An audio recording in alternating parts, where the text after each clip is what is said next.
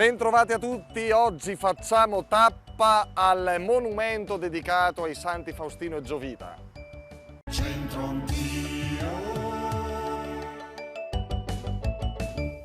Lungo via Brigida Avogadro, salendo verso il castello, vi sono i giardini di via Turati. Qui è possibile vedere un monumento ai santi Faustino e Giovita, poiché proprio qui in questa zona, nel 1438, la leggenda vuole che apparvero sulle mura della città ed aiutarono i bresciani a vincere i milanesi, respingendo le palle di cannone a mani nude. Faustino e Giovita erano due nobili bresciani che vissero nel secondo secolo d.C. Erano cavalieri, cioè militari, ma si convertirono al cristianesimo grazie al vescovo Apollonio e divennero predicatori del Vangelo. Faustino divenne presbitero, Giovita diacono. A causa della loro predicazione, i nobili più importanti di Brixia invitarono il governatore romano della Rezia, Italico, ad eliminarli col pretesto del mantenimento dell'ordine pubblico. Subirono il martirio tra il 120 e il 134, sotto l'imperatore Adriano. Vennero infatti decapitati fuori da Porta Matolfa, l'attuale Porta Cremona. È un bel insegnamento il motto di oggi, attenzione, Colingan, Tagareta il Disnà, ma mai la Sena. A tra poco. Centro anch'io.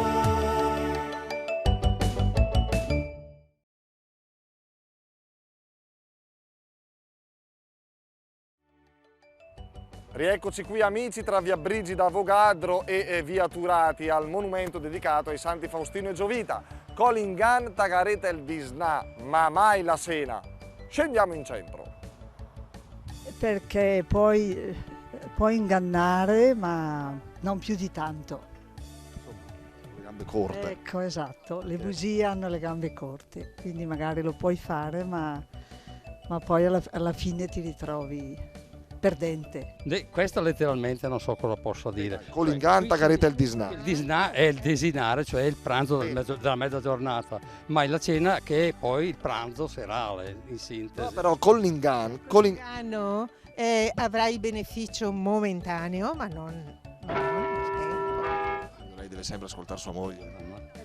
Sono costretto a farlo. Angelo, zitto e ubbidiente. Sono costretto a farlo, è chiaro. L'ho imparato da 45 anni qua. Credo che sia. Sì, prova. Nel senso, cioè, puoi ingannare qualcuno quanto vuoi, però nel senso, alla fine ricevi solo una cosa superficiale. Alessandro ci ha azzeccato secondo me. Sì? Positivo. Gol adoro in tutto, grazie, complimenti. Nato, doppietta, primo in campo, adesso qua. Cordissimo, simpatico davvero, ciao. Ciao ragazzi. Con l'inganno avrai da mangiare ma non avrai mai la cena. Tagareta il Disnà. Il Disnà è la cena. No, il Disnà non è la cena. Disnà, il pranzo. Pranzo, hai ragione. E la cena, ma mai la cena. Cioè quindi, il pranzo ma non è la cena. Quindi che significa tutto? Colingan, Tagareta il Disnà ma mai la cena, ovvero? Con l'inganno avrai il pranzo ma non avrai la cena. Cioè che se vai avanti a fregare, ingannare le persone... Mangio una volta al giorno praticamente. Proviamoci. Bene, guardate qua, con Fabrizio Benzoni. Colingan, Tagareta il Disnà, ma mai la Sena, caro Fabrizio. Colingan, Tagareta il Disnà, ma mai la Sena. Con l'inganno avrai anche da mangiare, ma mai No, la cena. Tagareta il Disnà, avrai anche il Disnà. Il pranzo, ma mai la cena. Come dire che con l'inganno non è che... Non arrivi lontano. Ti ho azzeccato? Ci ha azzeccato. Grazie a tutti. Buon viaggio. Buona visione. Con l'inganno avrai il pranzo ma non la cena. Che significa questo? Puoi fare il furbo una volta sola nella vita, no? Che puoi fare il furbo solo una volta, puoi vedi. imbrogliare solo una volta. Ecco perché noi torniamo da questa signora, perché oltre ad essere molto simpatica, è pure esperta. Espertissima, però sono pugliese, però lo conosco il dialetto. E adesso se lo dice che è pugliese. No, di origini pugliesi. Ma però. non ci siamo accorti. Saluti, grazie. Grazie, buon lavoro. Dovreste ripetere questa frase in dialetto, vediamo. Proviamo con la signora Luisa. Con l'ingan, Tagaret el Disnà, ma mai la Sena.